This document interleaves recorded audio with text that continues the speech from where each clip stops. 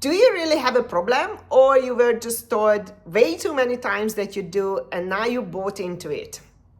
And now you believe that you do have a problem, and there is no other way out of it than buying the solutions of those who told you that you have a problem. Let's talk about this today, because I read a HBR article today that talks about the sellers who diagnose your problems are exactly the same people who are selling the solutions, which questions the credibility of the intention behind the whole thing. Hi, I'm Sylvia, an organizational psychologist, and I talk about everything and anything related to HR, people management, and people experiences. So let's dig in. But before we do, can you please hit the subscribe button? I'm only missing 8 people to reach the 1,000 mark. I don't even care about those things, but I just looked at it this morning. I don't even know why. And it was like 992. I'm like, I want the 1,000. That's my goal achiever trait in me. But anyway, hit the subscribe button and follow, and so you don't miss about anything and anything related to people and HR and corporations. So this topic today is very not only important to corporations, but also to individuals. So if you are an individual, stay with me, because you are likely to be brainwashed and you need to see reality. Now, this article talks about really how these big consultancy firms, leadership gurus, the training industry, etc., creating problems so then they can solve solutions to the imaginary problem. And I have said that before, and I wrote about it. I will put the two article links in the comment field. I have wrote about it before, saying that HR, the gurus are raking in billions because HR doesn't think. And that was exactly what I was talking about, that we don't question anything. We are presented with the data. The global data shows we have employee well-being problem. Is it really? Where does the data come from? Says who? Who produced that research? Is it business gurus, or is it academic? Is it scientific? Who is interested in that research? Because, I 2 years ago, 3 years ago, I can't remember now, exactly when companies started to ask employees to come back to the office, to return to office, all of a sudden Gallup came out with the research data about employee loneliness. And I was like, why would Gallup talk about employee loneliness? Or loneliness in the workplace, something like that. You can Google it.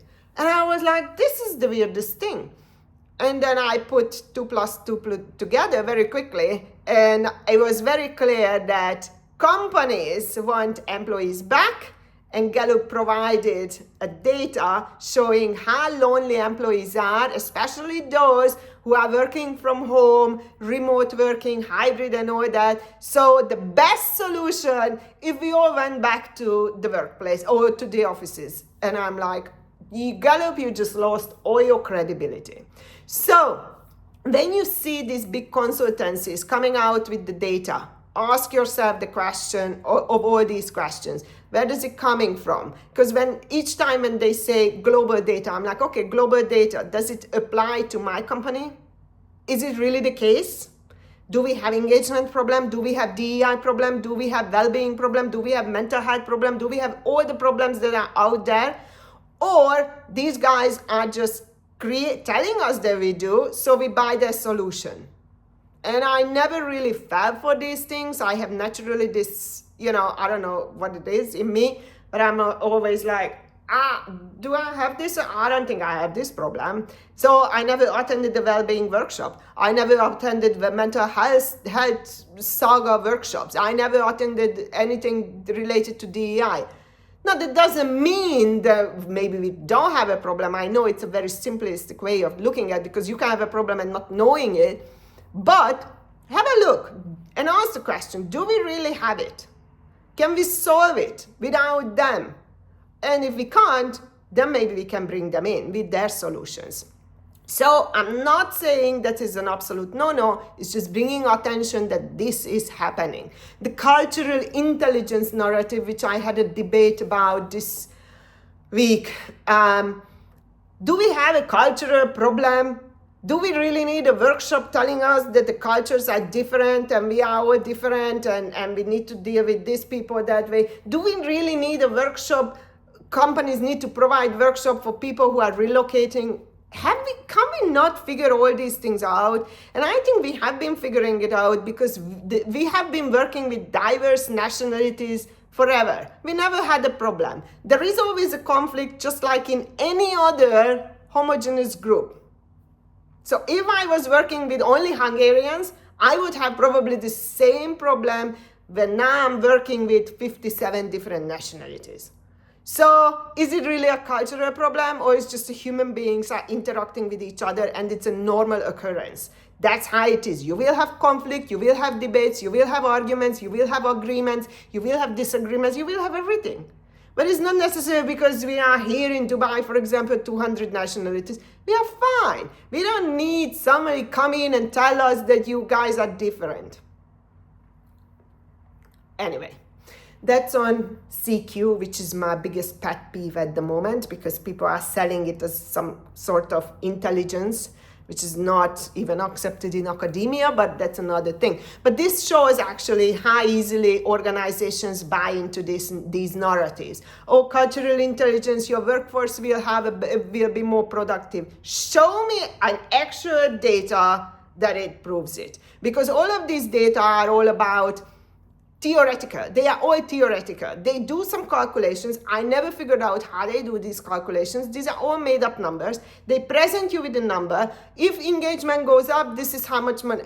I have never in my life seen it in organizations. It's very difficult, especially organizational-wide statistics, to come up with an organizational-wide statistics on these KPIs.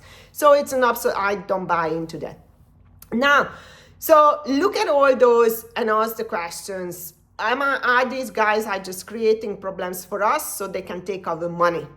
And now I'm coming to the individuals, because I have seen this and I think it disempowers people. And the one thing I hate in human beings, when we disable them. I always want my employees to be independent. I always wanted my brother to be independent. I'm like, you don't need anybody. You need to toughen up. So you have all the skills and ability and cognitive and social and all that. You need to figure life out. Now, I'm not saying you never need help. That's not what I'm saying. But I think this mantra that we are constantly being told, you are not good enough, you are inadequate, you are broken, you are dysfunctional, you have a trauma, you need therapy, you are not okay, you are not well, you have mental health issue, your well-being is not great. It's constant that we are being told that we are not okay. And I don't believe that. I don't think it's true. And I think the well-being industry and the happiness industry is what's making people unwell and unhappy.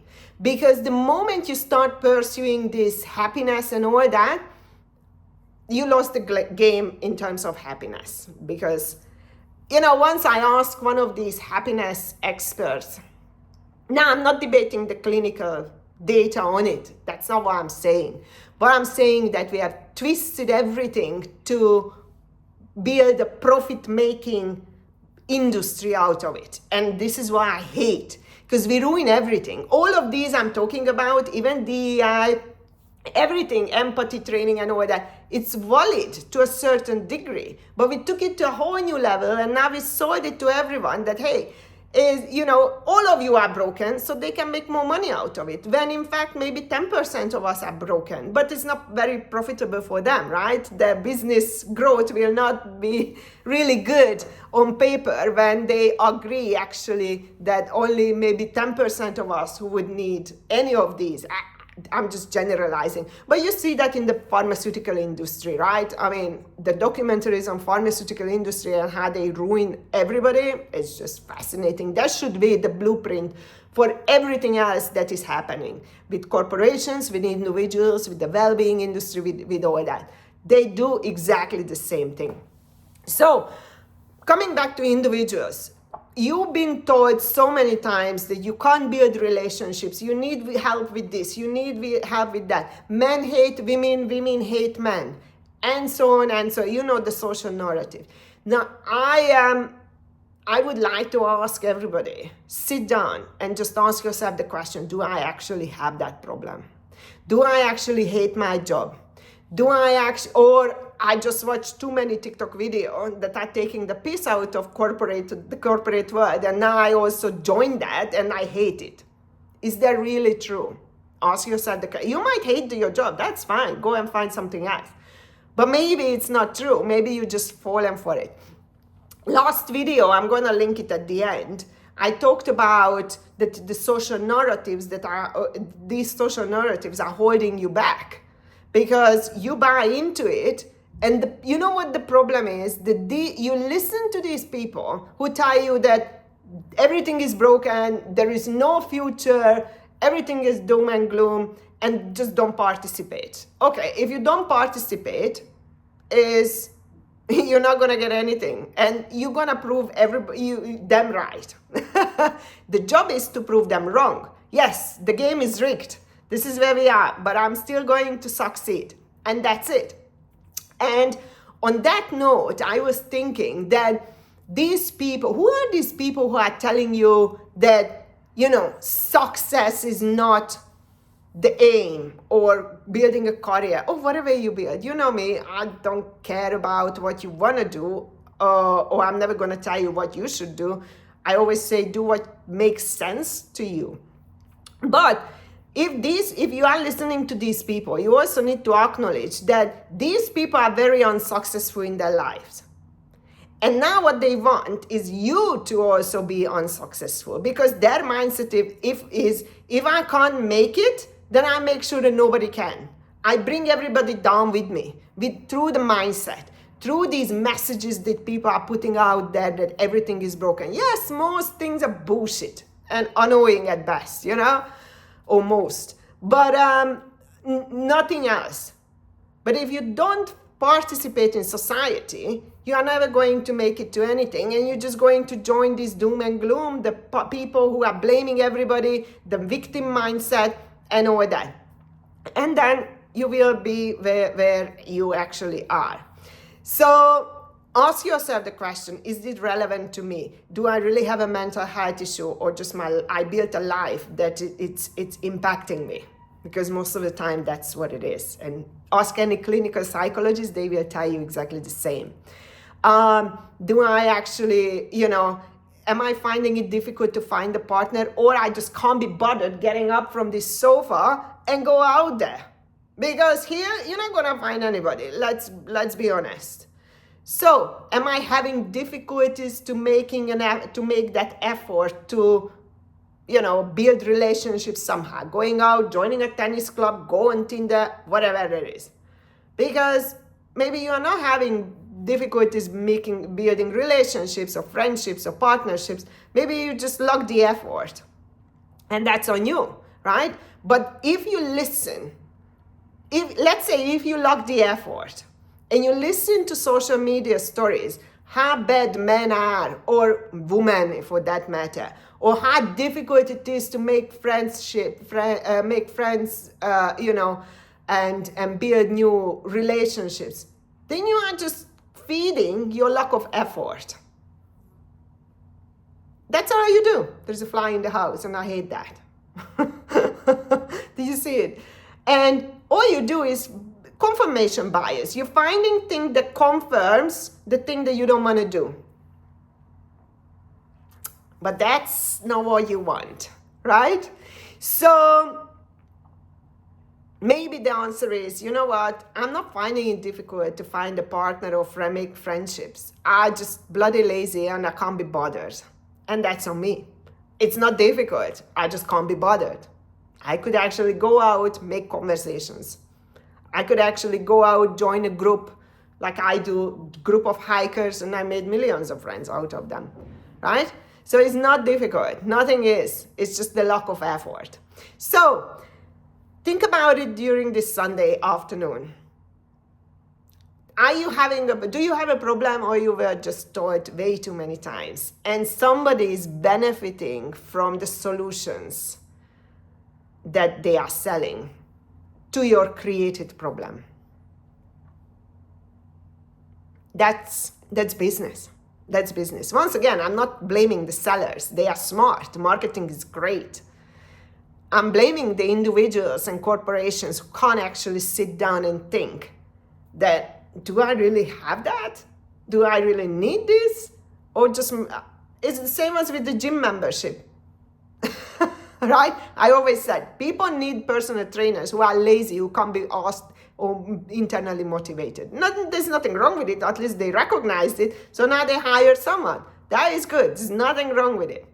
But, let me close this video with this, and you can Google that report or conversation with German Greer, who is an old lady, a feminist in the UK. And once I watched a few years ago a conversation with her, and her story was really, what she said really resonated with me. So she was sexually,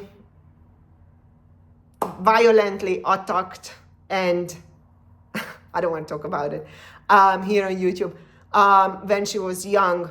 And she said, I overcome this so easily. For me, it was just a bad sex. And I'm like, wow, what a mindset. And then she said, but today you would not be able to do it because everybody constantly tells you that if this is what happened to you, this is how you must feel. And if you don't feel this way, something is wrong with you. And I was like, yes, this is exactly what's happening. Just because I lost both of my grandparents and died during COVID, all of a sudden, and I found out on the same day, same text message, that both my grandmother and mother died, and I didn't crumble, and I went through grief on my own and nobody saw it. It doesn't mean that I'm broken, or I have a trauma, or now I need to see a therapist, or this is how I should feel. I know how I feel, and there's nothing wrong with it. And these people are telling you how to feel, how to behave, how to think. Is a complete programming. And I hate it. Leave people alone. They will process. They will reach out if they really need to. But when we brainwash people that, oh, this is what happened, go and talk to someone. I don't need to talk to someone. I locked myself away here for 3 days. I cried. I did what I had to do. And I was fine. Nobody noticed anything. On Monday, I went for a business meeting. In fact, 10 minutes later, I received the message. I had to attend the meeting. Nobody noticed anything. And then I said, enough, 3 days off, and I finished it off. Now, some might take, a week, 2 months, doesn't really matter. But acknowledging that your emotions and feelings are not wrong, they are just telling you how you feel, they are just passing a message, and you need to live it and you need to experience it rather than correct them, is what should be the conversation. Rather than that, oh, you should feel that way. Don't tell me how to feel. Like, how? How did we allow others to tell us how to feel, what to do? This is the life. Everybody needs, the 5 a.m. club drives me absolutely bonkers. When the book came out, I'm like, who told you that everybody must wake up at 5 a.m. and then we will be all fine? And people went and I woke up 5 a.m. and then they sat there until 7 a.m. doing absolutely nothing. Like, dude, that's not the whole point. That's not the point of the whole 5 a.m. club, It's being active and productive. But no. So think about it. And now it's too long.